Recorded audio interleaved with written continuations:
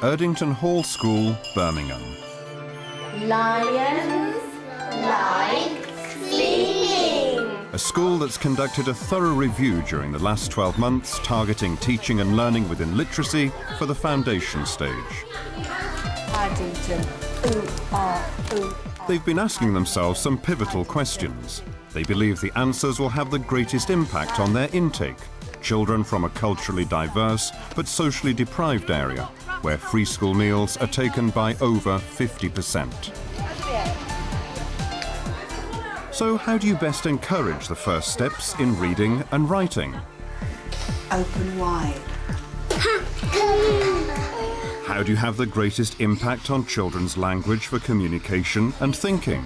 And I can see his long face. His long face, he has got a long face. And what makes the most effective learning environment for literacy? Communication, language and literacy is a complex and all-pervasive area of learning, really, and that should be reflected within every aspect of your foundation stage classroom or your setting, so that all of the opportunities and experiences that the children have within that classroom or setting are geared, as well as the other 5 areas of learning, to communication, language and literacy. For the majority of children here, their literacy learning journey starts in nursery. You need quality play-based opportunities for children to involve themselves in and to immerse themselves in. You also need an adult that actually has a clear idea about what learning they intend to happen, and to give children open-ended activities and opportunities that support that learning to take place. And you'd be looking for that dance to happen in your setting. And at Erdington Hall, that same dance continues in one of 2 reception classes. It should be noisy, it should be active, it should be have children questioning what they're doing, questioning the teacher, not just accepting everything, wondering why. I think the most magical part of being a foundation stage teacher is seeing the children develop as individuals and become more independent in their learning. Can you switch your brains on? I thought we'd look at this book because I like this book and I know. Kate and Angela's short-term planning is heavily influenced by the children.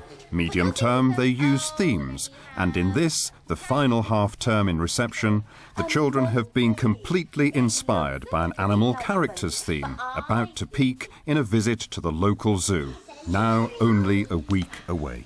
There's a rumble in the jungle. There's a whisper in the trees. It's such an important part to be a role model to children with reading, because the enthusiasm and excitement. The animals are waking up. Can you wake up for me? Oh. And rustling the leaves. We certainly have a plan of where we're going with the text, but the children may often take it somewhere else. But we develop vocabulary, teach them about writing, grammar, punctuation, lots of things, so much you can get out of a book. Who can tell me a magic word that they think could be in the book? Mariam. Lion. A lion. Oh, I'm going to put that at the top of my list. A lion. A tiger. A tiger. A zebra. A zebra. A giraffe. A giraffe. Elephant. Well, there need to be a rich range of play opportunities that have been well thought through by the adults that are working with the children. Hello. Hello. Welcome. And we're going to bring some more, and we might see a lion. Oh, I think you might see a lion. Or a giraffe. Yes, we've got giraffes. Yes, they're all alright, and the tigers and the lions might have some dinners. Oh, they do. They all get their food. You can come to the zoo at 10 o'clock. Yeah. Okay, would you like to write that? Would you like to write that down so you don't forget? Yeah. 10 o'clock. And what's your name? Mrs. Duckworth. You're Mrs. Duckworth. Yeah, bye. Okay then, bye. Now Did you tell them the time that we were coming? Okay, you better ring them back up. All right. What time do you think we were? 12 o'clock. Okay, make sure you tell them it's 12 o'clock we're arriving. Right, I'm going to put this on top, Stacey, do you think? These children are developing a confidence with literacy and a willingness to write. What we're going to do, we're going to try and make a map of our own, what Azu's going to be like. There needs to be some focused opportunities where the adult is working with a group of children on some aspect of communication, language and literacy that they have planned for. And there needs to be adults that are working with children that are ongoingly aware of how they can support those literacy opportunities and move them on. Put them all together. La la la. Who comes next? Polar bear. Polar. Polar bear. The adult supporting children at play is the difference, when it's done well, between it actually moving it on and really linking children with further learning, or whether it actually stifles it and the play stops because of it. That's the real challenge. We always find that we have much better standard of work when the children have initiated the activity, or when it's something that children are very keen on.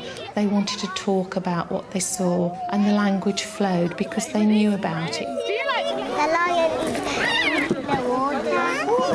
The lion is in the water. No, the lions are going in the water.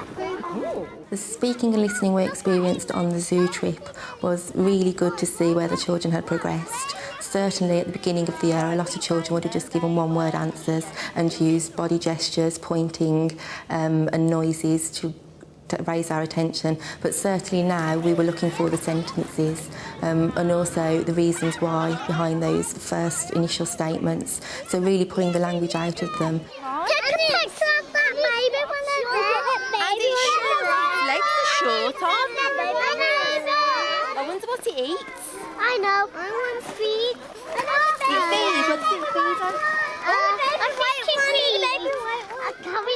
I think as practitioners we're very switched on to the environmental print around us, and so we don't miss a chance to teach. They were shouting, "There's a sign." You know, they knew it was going to give them information. The maps they were very excited by. The red writing, the danger, the animals bite. This is the foundation stage philosophy in practice. The children are having fun. Angela's addressing particular targets in linking sounds and letters. I can pick up with my young nose. Some of them were really reading the words, and Jordan was very fluent with his reading because he was interested, and they were actually going out finding the words and wanting to read them and using their letter sounds to read the map. They appeared much more competent with the maps than I thought they were. We use a lot of maps in school, but they wanted to see the penguins, so they needed to find Puffer Penguin. You're cute as a map reader. Move on, take a picture of the gorilla. Okay then, that's fine. The real one! Yes. The DigiBlues have been here today, and also the speaking and listening cassette recorders, and that will be taking the children's experiences back into the classroom, and we can relive the moments that we've captured. And the daddy gorilla is outside. He's got eyes like us. Oh no, he's being The language here is immediate, it's confidence, and it gives them a real perspective on the world that they live in. I like their neck. You like their neck? Why do you like their neck? He's nibbling on some wood. I can see his body. You can see his body. How many legs has he got, Selena? 1, 2, 3, 4. 4 legs. And he's got one very long nose, hasn't he? Yeah, and I can see his long face. He's a baby one.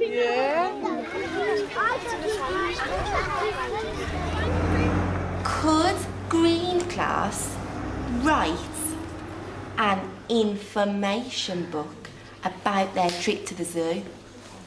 Do you think you will? Yeah. We thought I'm gonna bring plans up my mum. Zebra and lion. Lion क्या करना सी?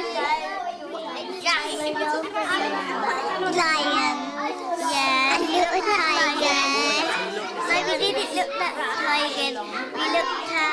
I think the Rose Report is very clear that we need to be providing quality speaking and listening opportunities, and I think it would be considered part of good early years practice that phonics is taught systematically. Lion likes sleeping. Wow, Son, I didn't know that.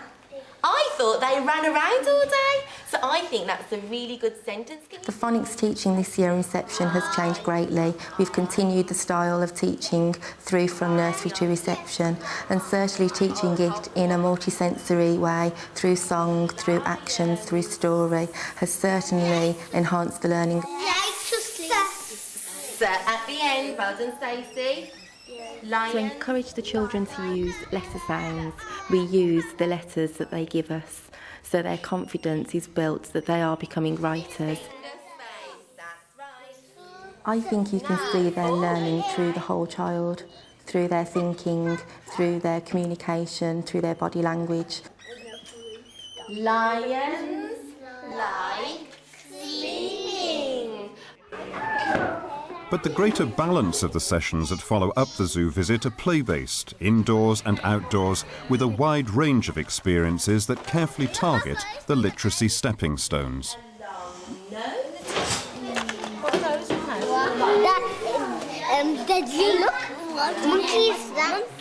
The monkeys. Using the ICT, taking the DigiBlues on the trip was a valuable experience as it brought the learning back into the classroom. So it's a way to start writing and to get the children back into that excitement and to remember actually what they saw on the day. I will say the monkeys were swinging. The monkeys are swinging. Well done. What do you think about at the beginning of your sentence?